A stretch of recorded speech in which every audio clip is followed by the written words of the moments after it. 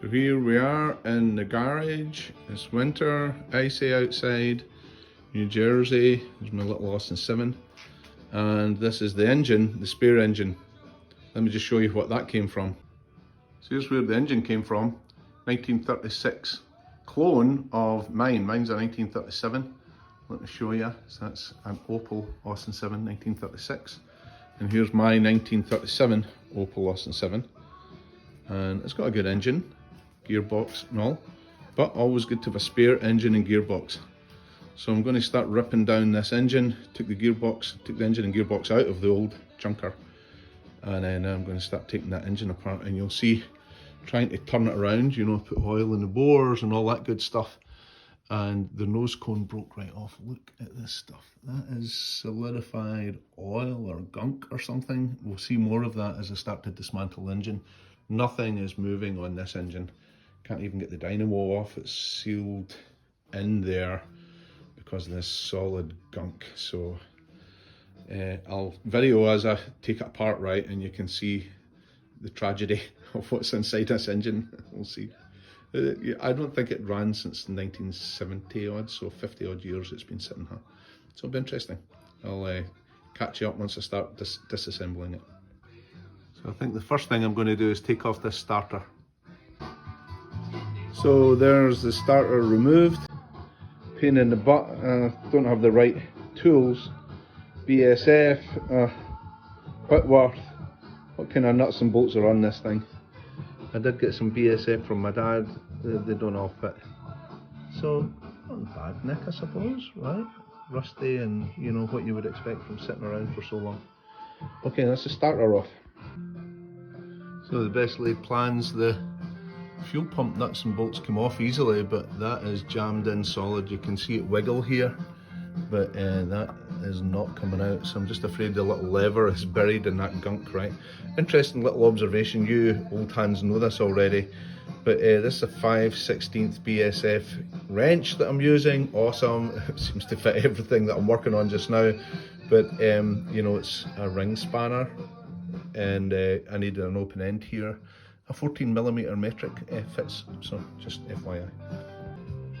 So here's the next bit. I'm gonna try just get into it and get this sump off, right? So it's going to be interesting. We'll see how that works. And the big reveal once we get the sump off, right? Okay. Okay, admit I'm lazy. I've got a 12mm on my impact wrench here, so got the first two out, okay.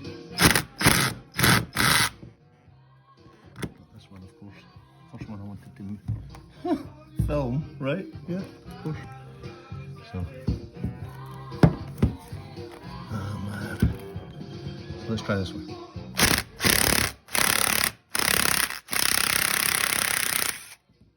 you go. Okay, so lazy, but I'll go around them. So I'm taking the last bolt out in the sump cover. Of course, it slid down and all this horrible goop came out, so and the other piece of drama that happened is my bench that I was working on just collapsed, so that was interesting.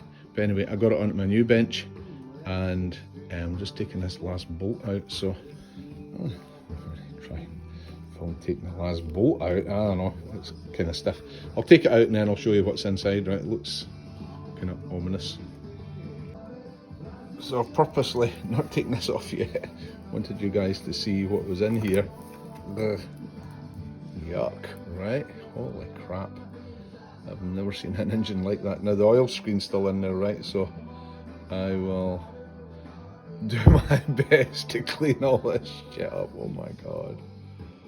And then I'll get the wire screen off.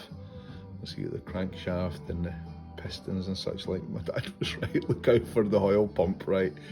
Yeah, you might ruin the oil pump trying to turn the engine over. So I learned my lesson trying to open up this engine and move it, you know.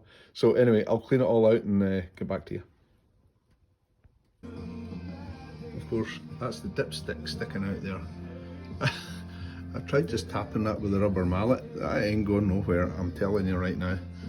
I'll put some of the enzyme on it. There's, I think, the oil pump down there.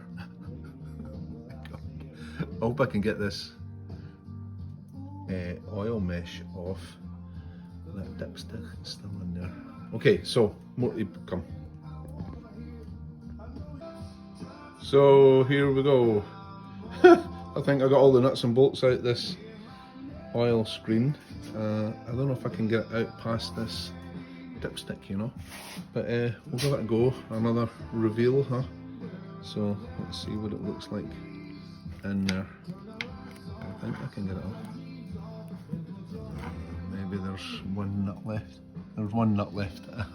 Sorry about that. Get back to you after that. So I'll try the reveal again. Here we go. Right, it was actually 2 nuts in the top there.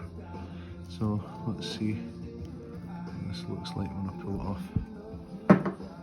Goodness me. Kind of scared to see what I see in here. Let's put that somewhere. Jeepers. What the hell is that? There's nothing alive in there. It's like the alien in it. Oh my god. I think I see a crankshaft, right? I mean, holy shit, man. No wonder that was not moving. Guess that's what happens to an engine if it's lying there for 50 years and no one looks at the darn thing or turns it over or puts oil in it or nothing. Is this just oil it congealed? Holy crap, that looks like some alien monster, man. I'm afraid to clean that shit. I really am. I think I should put a mask on, don't you? Anyway, so once I clean it some more and maybe get it moving, I'll check in again, right? Oh my god. Maybe begin to look a bit more like the inside of an engine. There's the crankshaft anyway, and I can see all it. You know, the camshaft is dug in there. Wouldn't focus. Maybe from back here you can see the beginning of the camshaft, right? And it gradually gets buried in gunk. So the exploration continues. So the latest in the adventure is I took all the cylinder head bolts, nuts off. A couple of the studs come out as well. There's a little water intake out, like, I don't know, at the top. So it's all off, but the cylinder head ain't coming off anytime soon. So I'll proceed and take the block off next, or take the bolts out and the nuts off. See if I can get the block off. Just out of interest, there is the engine number 71. Hold on. There you go, 271657. So I should be able to look that up and see if the engine goes with the car, which still has its ID plate on. I'll look at that in a minute. Don't exactly know the relevance of this.